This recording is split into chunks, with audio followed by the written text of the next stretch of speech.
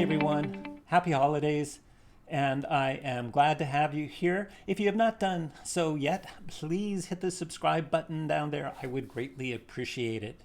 So in this video, what I want to talk about is the law and a betting system. So let's see exactly what I mean by that. What we are talking about here is what it means to try and beat the game of Baccarat, what you're actually up against if you want to develop some sort of method to beat the game.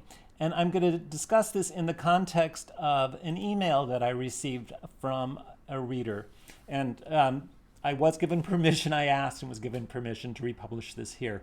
So I've been playing Baccarat for about a year and had some success. It's nothing to write home about. I'm actually more about studying before putting money on the table. Well, okay, there is nothing to study in Baccarat. Randomness of player banker tie will create patterns, and there are lots of people out there who will try and teach you how to recognize these patterns and what to bet based on certain things having happened in the past. None of that has any meaning. I did not ever mean to imply in any of my videos that any such systems were meaningful. So when you study, I think the important thing to do is be careful what you are studying. And you write, I followed your strategy as I play at home on a fake Baccarat table and play with 8 decks and a card shuffler like the casinos.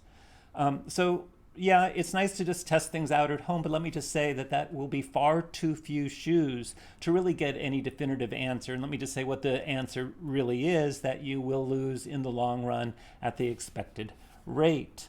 But I'm glad you're not playing in a casino. If you have money you don't want to lose, it's much better to just enjoy playing for zero money at home. So that's a good thing for sure.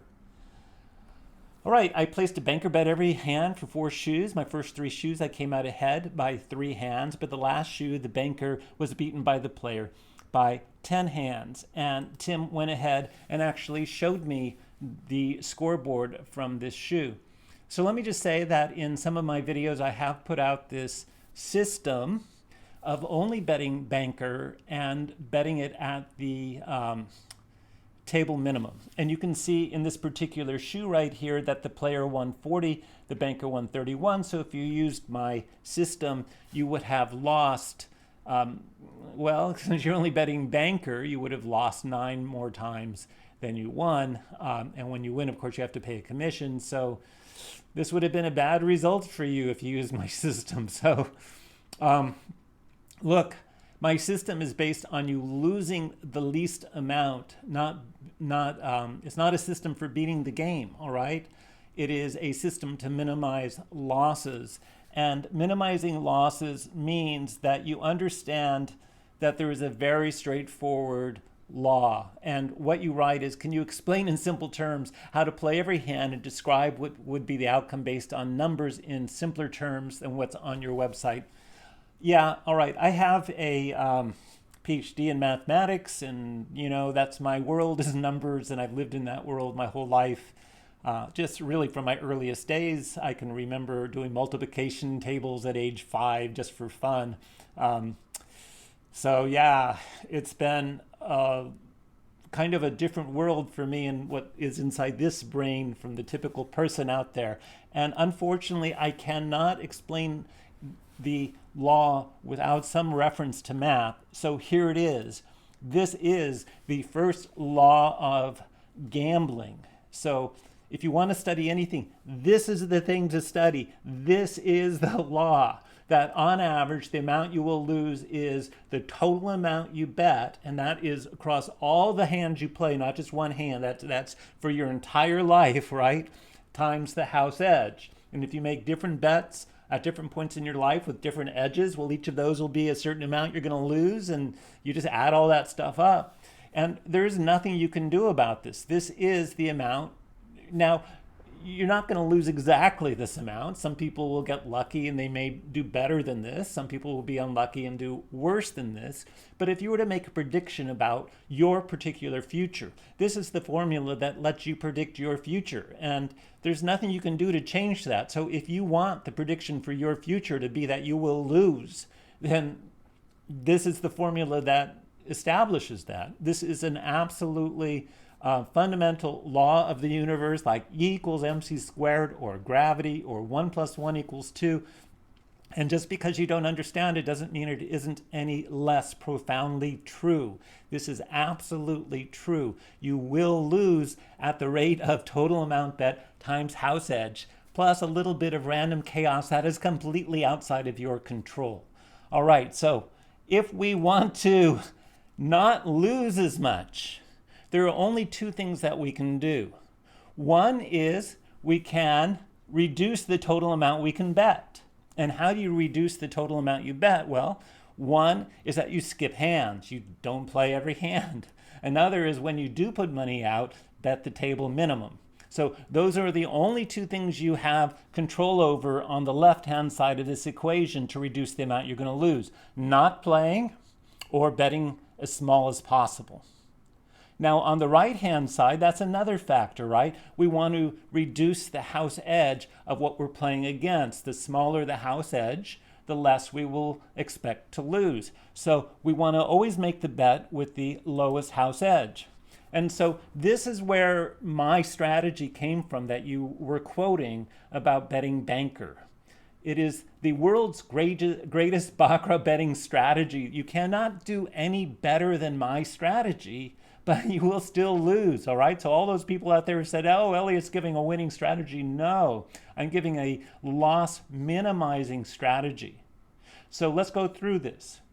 The equation had that total amount bet in it, and that is just when you make your wagers, but then it also had the house edge, right? So how do we reduce the house edge? Well, if we're playing 5% commission Baccarat, then we should always bet on banker because that has this 1.06% house edge, and that's the lowest house edge we can get at the table. If we're playing so-called easy Baccarat, where a winning 3-card banker 7 is actually, I have an error here, is a push. So then we should always bet on banker, 1.02%. Again, I have a typo here. It shouldn't be pays 1 to 2. It should say is a push. So the lowest house edge at that game would be a banker bet, 1.02%. And if we happen to be over there in Asia where this non-commission variant where banker winning 6 pays 1 to 2, then that house edge on that banker bet is 1.4%, a little bit more. So we should bet on player at 1.24%. So these are the loss minimizing percentages that tell you which bet to make. And that's it, all right? That's the only thing we have control over. We don't want to make any other wagers that have a higher house edge than the smallest house edge that we can bet on. So we should never play the tie bet, 10% house edge, or any side bet, because those typically have huge house edges at all. All right. The second law of gambling, because you want to beat the house, right? You do want to beat the house, and this is where studying is required. So when we get into the second law of gambling is where the knowledge comes from. The only way to change the first law and beat a casino game outright is with information, right? The only way to change the first law and beat a casino game outright is with information. So what do I mean by information? It means knowing something that you weren't intended to know when you play the game. So I have some examples of information in Baccarat here. So for example, and these are legal methods, so knowing something about a card, maybe a card was exposed during the shuffle process, maybe the dealer is sloppy and is exposing cards, maybe you're using some card counting system against a side bet, maybe you've sorted the cards a la Phil Ivey using the natural defects in the back of the cards so that you have some idea of whether the card is a high card 6, 7, 8, 9 or a low card 0 through 5. So these are methods that would be considered legal to beat the game of Baccarat. And you see how they all involve information, actual card knowledge. And if I put up some illegal methods, marking the cards, that's information.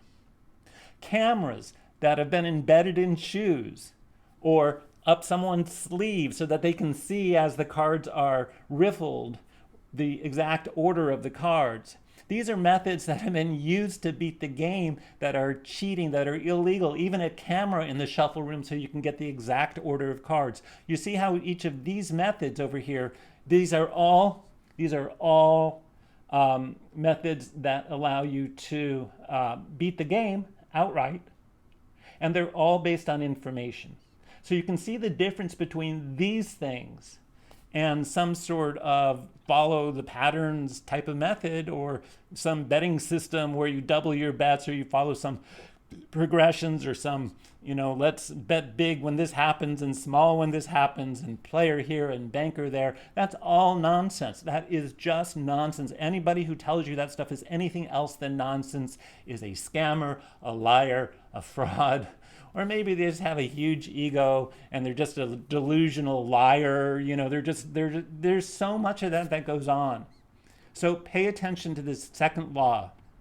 If you want to beat the game of Baccarat, you need information. All right, so how about that? A little bit of a rant this morning, but hopefully that sets you straight on the path of what is actually worthwhile studying in the game of Baccarat. All right, everyone. Oh, remember to subscribe. This is Elliot Jacobson. See you later.